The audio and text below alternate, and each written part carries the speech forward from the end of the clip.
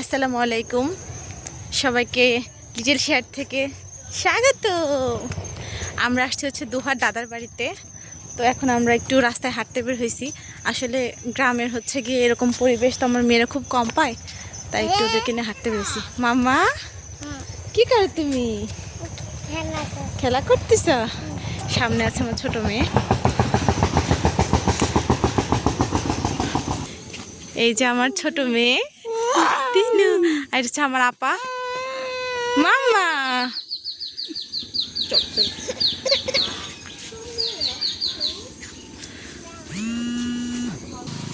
তোমার হাতে এটা কি? আমার হাতে এটা জবা ফুল। জবা ফুল? জি। আমরা হাঁটতে হাঁটতে একটা বাড়ির গাছ থেকে আমরা ফুল ছিঁড়ে নিছি, তারা জানেও না যে আমরা ফুল নিয়ে নিছি। এই দেখুন কি সুন্দর পরিবেশ। এখানে হচ্ছে গিয়ে ওই দূরে লাল শাক লাগানো। লাল শাক না? লাল শাক। এই ভাবি সুন্দর করে একটা ছবি তুলে দিবা। এই ভিউটা দেখতে অনেক বেশি সুন্দর।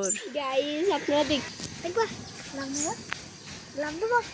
এই যে এটা হচ্ছে খেজুরের রস না হচ্ছে।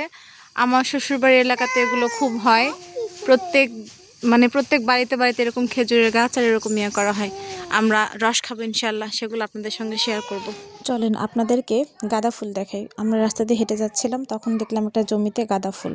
তো ভাবলাম আপনাদের সঙ্গে শেয়ার করি। এই যে যাচ্ছিলাম হচ্ছে ঘাসের জমির মধ্যে দিয়ে আর কি।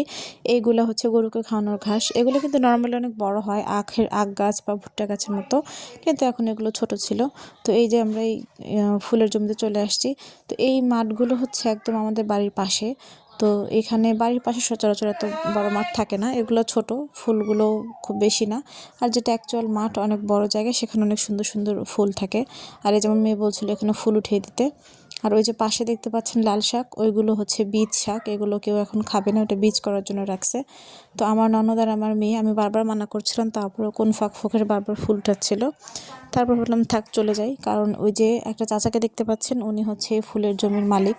তো উনি কিছু বলেনি আমাদের। তারপরে দেখলাম যে ওনার সামনে দিয়ে উনি এটা চাষ করছে, এটা বারবার উঠানো একটা দৃষ্টিকটু লাগে। তাই আমরা চলে যাচ্ছিলাম যে চাচাকে আমরা না রাগাই। সে যদিও কিছু বলেনি, সে বলছিল আচ্ছা তোমরা নিতে পারো, সমস্যা নেই, তারপরে কি দরকার। আর এই যে এটা হচ্ছে পরের দিন ভোরবেলা, আমার ছোটো মেয়ে একদম ভোর 6টা বাজে উঠছে। কিছুক্ষণ তাকে আমি ঘরে নিয়ে রেখে দিছি, তারপরে রাখতে পারি না, বাহিরে আসবে। তো বাহিরে এনে দেখি একদম পরিবেশ অন্ধকার, কোনো রোদ নাই। আর আমার এই যে আপা এখানে উঠান ঝাড়ু দিচ্ছিল। তো আমরা আমি এখানে অসহায় হয়ে বসেছিলাম।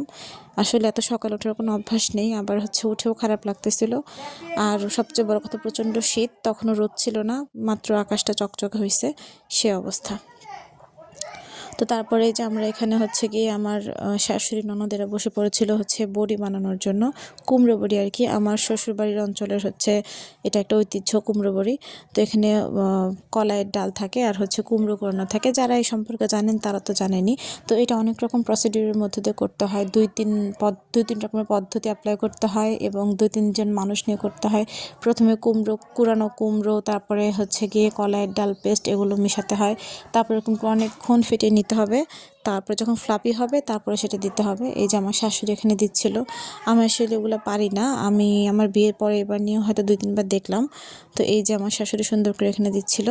তো এগুলো জাস্ট এখন রোদে শুকালেই হয়ে যাবে বড়ি। তারপরে এটাকে সবজির মতো করে তরকারিতে রান্না করে খাওয়া যায়। যারা এগুলো খেয়ে অভ্যস্ত তারা তো খুব ভালোই জানেন।